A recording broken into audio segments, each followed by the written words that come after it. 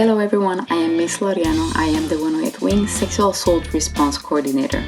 Today I'm going to be going over the Sexual Assault Prevention and Response SAPR 5 talking points. A little disclaimer before I begin. If you have children running around, I will recommend you to use some headphones. Also, if at any given time during training you feel uncomfortable and you would like to talk to me afterwards, feel free to contact me at 609-694-9426. Or you can also call the DoD Safe Helpline at 877-995-5247. With that being said, I will begin with the first SAPR talking point. The SAPR program. Sexual assault is inconsistent with our Air Force core values. The Department of the Air Force SAPR mission is to educate, advocate, and collaborate to stop sexual assault and to provide direct response services to victims of sexual assault. The Air Force will ensure response services are gender inclusive, culturally competent, and recovery oriented. SAPR services are available 24/7 for all locations, including deployed locations. SAPR personnel will ensure victims are protected, treated with dignity and respect, and receive timely access to appropriate medical treatment and services. Host Wing Commander will provide functional oversight of local SAPR program, ensuring immediate response capability exists to support victims. What is sexual assault? Sexual assault is the intentional sexual contact characterized by force, threat, intimidation, abuse of authority, or when the victim does not or cannot consent. These behaviors may constitute one or more criminal offenses under the Uniform Code of Military Justice, UCMJ. UCMJ sexual assault offenses are listed in the Manual for Court-Martial under Articles 120. These are rape, sexual assault, aggravated sexual contact, and abusive sexual contact. On Article 120B is sexual abuse of a child. Attempts or conspiracies to commit sexual assault are also punishable under Article 80 and Article 81. Other sexual or related offenses under the UCMJ includes Article 93A that prohibit activities with recruits and trainees, Article 117A wrongful distribution broadcast of intimate images, Article 120A obscene mail, Article 120C ordinance sexual misconduct, and Article 130 is stalking. What's consent? Consent is a freely given agreement to the conduct at issue by a competent person. An expression of lack of consent through words or conduct means there is not consent. A lack of verbal or physical resistance does not constitute consent. Submission resulting from the use of force, threat of force, or placing another person in fear does not constitute consent.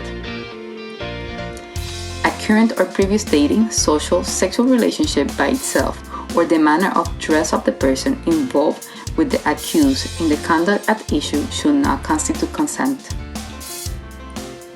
A sleeping, unconscientious, or incompetent person cannot consent. Consent cannot be assumed.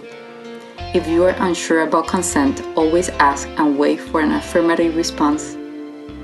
Stop unless you have explicit permission to continue. With that concludes the first SAPR talking point. SAPR talking point number 2. SAPR reporting options. Unrestricted report. That's when an investigation is going to be done and command is going to be notified. For restricted report, everything is completely confidential, no investigation is going to be done, and a report can be done through the Sexual Assault Response Coordinator, the SARC, myself, any victim advocate, or healthcare provider. Reporting outside the chain of command. A victim is not required to first notify his or her commander prior to make a report, and should not if the alleged perpetrator is the commander, or otherwise in the victim's chain of command. Victims have the opportunity to go outside the chain of command to report the offense to others, including the next senior commanding officer, commanders outside the chain of command, Office of Special Investigations, OSI, Inspector General, IG, or the DoD SAFE Helpline. Independent investigation.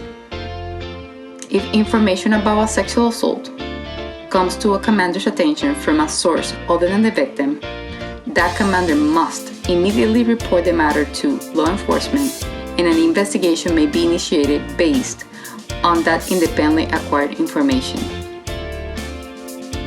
If a SARC is notified of an independent investigation and the victim has not signed a DD Form 2910 electing a restricted report, the SARC must inform the victim that the option to file a restricted report is no longer available. This means if an investigation is already being done and a victim comes after the investigation is started, they will be able to file a restricted report. Has to be on restricted report. Mandatory reporters. For sexual assault, they are commanders, chain of command, that includes supervisors, supervisory chain, first sergeants, Air Force instructors, and law enforcement. Sexual harassment. Not the same as a sexual assault, but is along the same continuum of harm.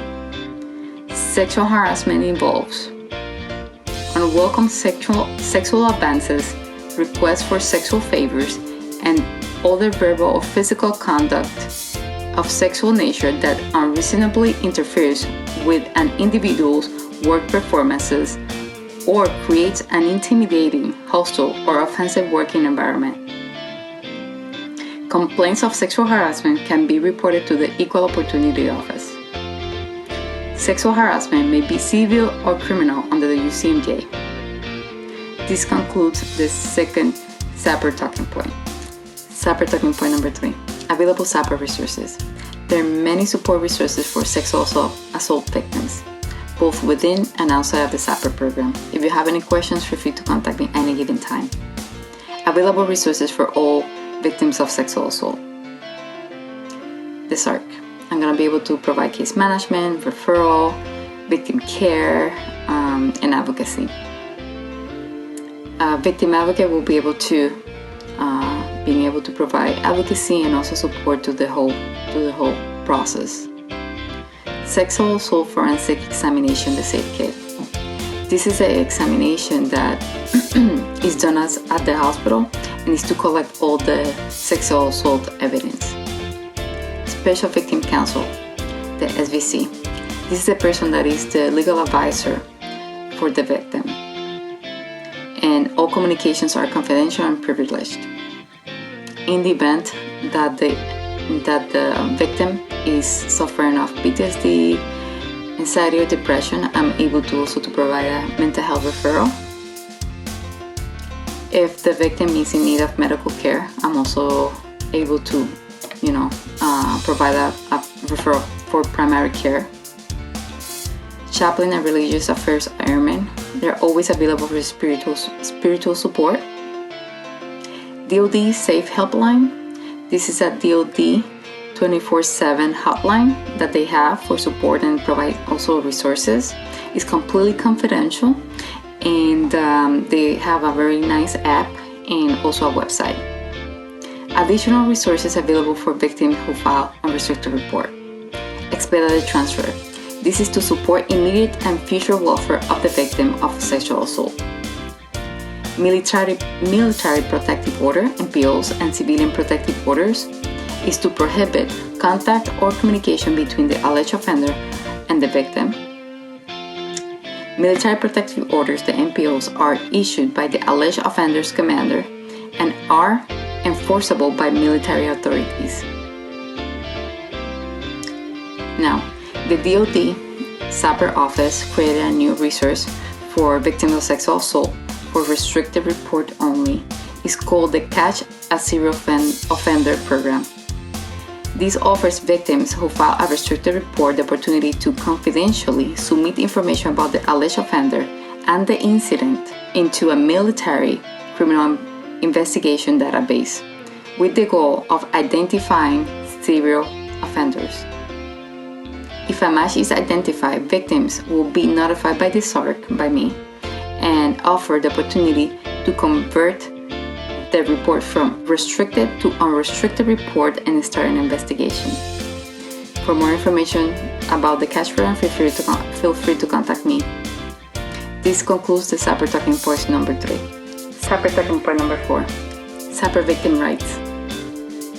Sexual assault victims have the right to, but not limited to, the following: be treated with fairness and respect, be reasonably protected from the alleged offender, express a preference on military or civilian persecution of the offense, provide inputs to the convening authority on disposition of the offense, receive notice of certain proceedings and events, and be present at certain proceedings unless a military judge orders otherwise, reasonably confer with the persecutor trial counsel in the case, receive restitution if available by law, proceeding free from unreasonable delay, be heard at a certain proceedings.